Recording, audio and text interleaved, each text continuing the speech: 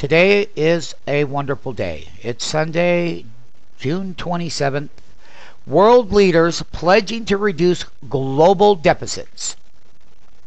What I would like to cover here is that Mr. Obama says he pledges by rich nations to cut budget deficits in half by 2013. But let's take a look at it. World leaders are lining up behind a bold pledge to cut budget deficits in half, despite President Barack Obama's concerns that cutting stimulus spending too quickly could hurt the global recovery. Well, look at other people in the world don't think that. And look at our deficits here in the United States are just out of whack. Of course, you already know. Canadian Prime Minister over there, the world's 20, it's called a G20 meeting, is developing nations said at Sunday's session that it's imperative that we cut our fiscal house in order. Of course, Obama wouldn't want to do that. He wants to ruin your life, as he's been doing. And other leaders around the world are not going to follow in his footsteps. The deficit cutting goal would mean cutting the red ink in half within 3 years and getting the total debt stabilized by 2016. Advanced economies have committed to fiscal plans that will, at least half the deficits by 2013 and stabilize or reduce government debt to GDP ratios by 2016. Well, folks, the thing about the G20 conference, which followed 2 days of discussions among older group of 8 countries, attracted protesters unhappy with economic globalization. The demonstrations turned violent on Saturday as protesters torched police cruisers, hurled bottles at police, and smashed windows with baseball bats and hammers. And guess what? Arrest topped by 500 Sunday. The deficit targets at the G20 countries were moving to adapt that were outlined by Harper in a letter he sent to fellow leaders this month.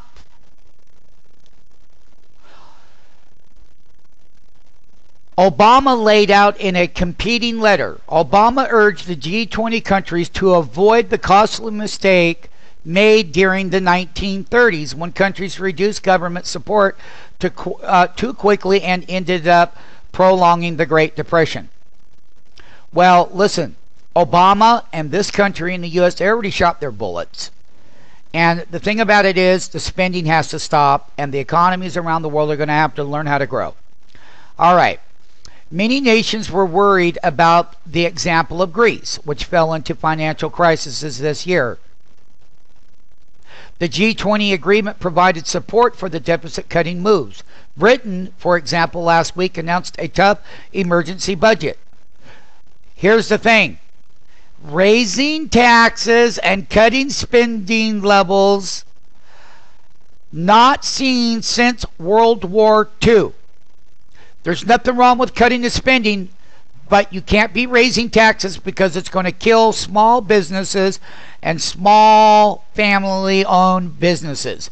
The United States ran a record deficit of $1.42 trillion last year, or 10% of the overall economy measured by the GDP. Private economists expect the deficit will decline only slightly to $1.3 trillion this year, which would amount to 9% of our GDP. Obama's budget plan from February would cut the deficit in half by 2012. Don't believe that. It's not going to happen. One of the things that the G20 stressed, the statement stressed, the responsibility of the banking sector shoulder the cost of any repeat crisis. We all know what that means. Let's take a look at down here. Endorsement of bank tax incomes in spite of the opposition to such a tax by a number of countries, including Canada, Japan, and Australia. Britain last week announced a levy on bank profits from January 2011 to raise about $3 billion per year. France and Germany have also agreed to similar levies. what we're going to be looking at is what all of this really means is that we've told people that this was coming a long time ago.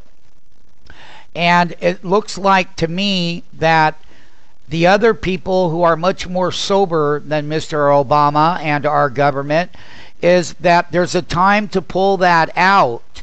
The stimulus is out. And we've talked about this all year and all last year and the year before.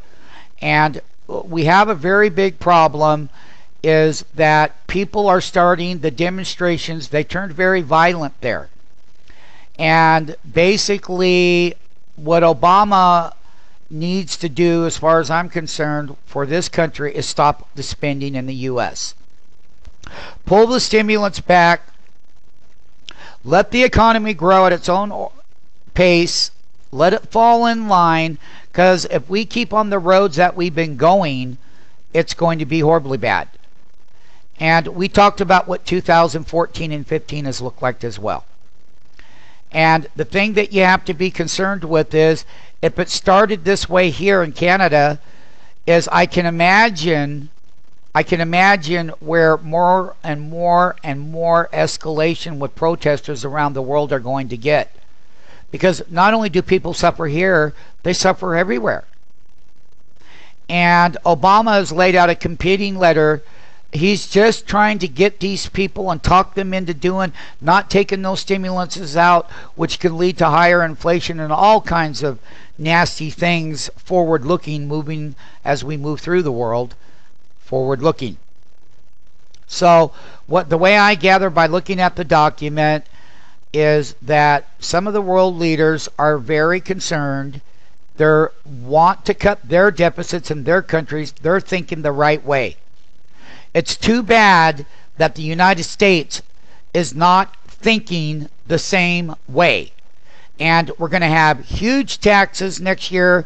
They're going to raise all the taxes to try to pay for his irrational spending and steroids into the system. That's just going to cause nothing but problems. So we're going to keep updating people as to what some of these things will mean moving forward. The world leaders are pledging to reduce their global deficits, but then you got Obama saying, "Oh no, don't do that. It's too early to do that." Well, he hasn't been right about anything he's done. And not only that, I think that world leaders are going to take their own action. And they clearly talked about the risk of debt and deficits in the U.S. The French president, right here, told reporters that Obama clearly talked about the risk of debt and deficits in the U.S. Of course he's going to talk about it. Geithner said world leaders understood they must work together to make sure global recovery stays on track.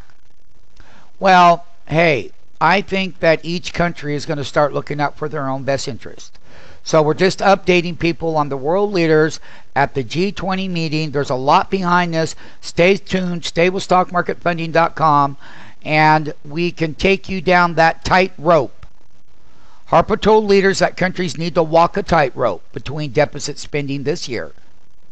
Fragile recovery continues, and then switching to deficit reduction programs. And sometimes you've got to do the right thing.